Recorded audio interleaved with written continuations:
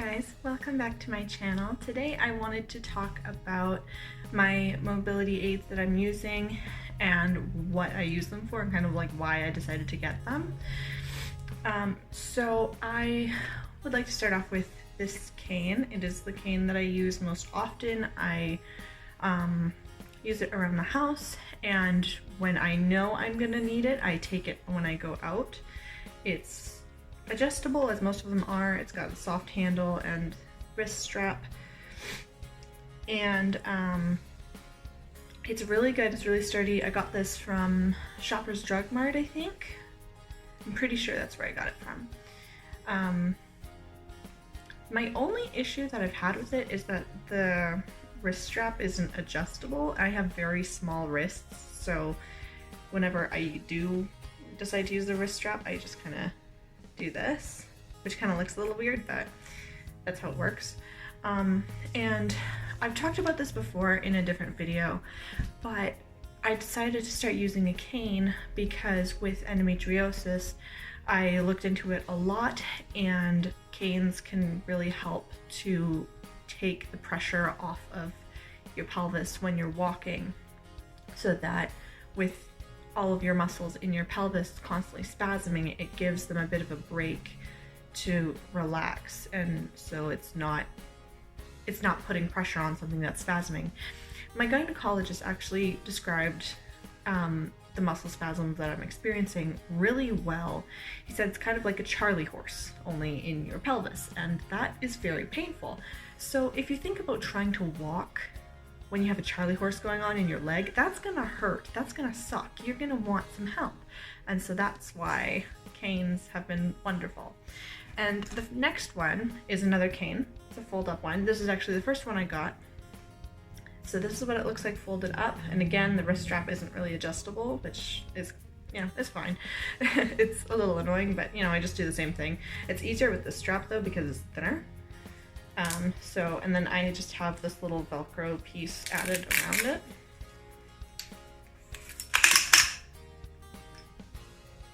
And then you're good to go. This is not as sturdy, obviously, because it's foldable, right? So these parts move a little bit. This is also a bit of a cheaper one. I'm sure if you get like a higher quality foldable cane, it's not gonna move around as much, but this handle is hard. So it makes it easier to clean and, you know, take care of, but it's not very nice on my hand. So this one, what I do is I only have it when I need it. I keep it folded up in my purse, and then if I don't think I need it, but you know, I'm grabbing my purse anyways, so then I find I do actually need it, then I just pull it out and start using it. And surprisingly, I actually haven't had too many like stares of people like thinking that I'm faking or something. Usually people just like, people don't care, they're wrapped up in their own thing. And it's been really helpful, especially on days where I just don't expect extra pain to start kind of happening. So it's been good. Both my canes I love, they are my best friends. And then the last one is a bit newer. That is my walker. So it's a bit heavy, so I'm not gonna show like what it looks like folded out. It's a walker. You know, there's nothing too terribly special about it. But we got me a walker because my mom actually got it for me, because there was one day recently where I could not walk. My legs weren't numb or anything. I could feel them. I had full mobility of them.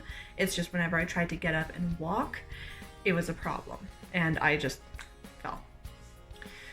So I had gone to the emergency room and they ran a bunch of tests. Everything came back normal, of course, as it always does. And we just kind of deducted from everything, and with talking to my doctor about it, that it was most likely stress related, because that kind of happens to me where if I get too stressed out, then I will start to feel really weak and everything, and it's something that I'm working on. It's something that I'm trying to kind of push past and make sure that I keep up to date on reducing my stress constantly.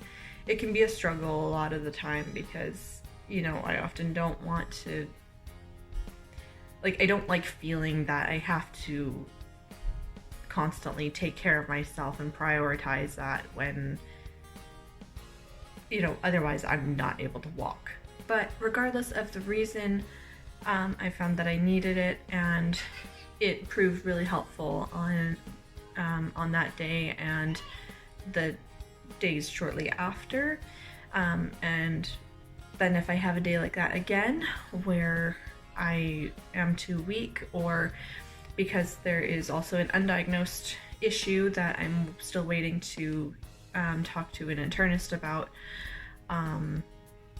that makes me feel dizzy and stuff like that, then that can be really useful as well if I'm feeling like I'm too dizzy to even use my cane, because there are some days like that. Excuse my daughter in the background. She's being very noisy during her playtime by herself there. And if you didn't know, I do have another surgery coming up. I post pretty regularly about it on Instagram. I recently had a endometriosis specialist appointment, which I had to travel for. Normally it's about like an 8 or 9 hour drive, but with everything that kind of contributed to it, there were some issues going on. There was the weather and a bunch of stuff that happened. It ended up taking 11 or 12 hours, so that was a long drive. But I'm hoping I can bring my walker down with me again, because I'm going to be going back down there so that my endometriosis specialist can excise more endometriosis, because she's pretty sure that there's regrowth even after my first excision surgery. So that's going to be happening in 3 to 6, maybe 9-ish months. So I'm hoping we will be able to fit my walker in the back so that it'll be easier for me to move around and get the gas out, because I know last time I had a lot of pain like in my chest and in my shoulders because of the gas that they put into your body in order to be able to do the surgery laparoscopically. But also on the topic of endometriosis, with talking to my specialist, I have also decided to get the Mirena IUD. I never had an IUD before, so I'm hoping this will help. He had said that typically people respond better to an IUD than taking a hormonal pill. So I'm hoping that I'm one of those people that reacts better to it, because taking the birth control or the medication that I was on before did not really help, and the birth control actually made it worse. Like my pain, it made it worse. Also, I am going to be working with their interdisciplinary team.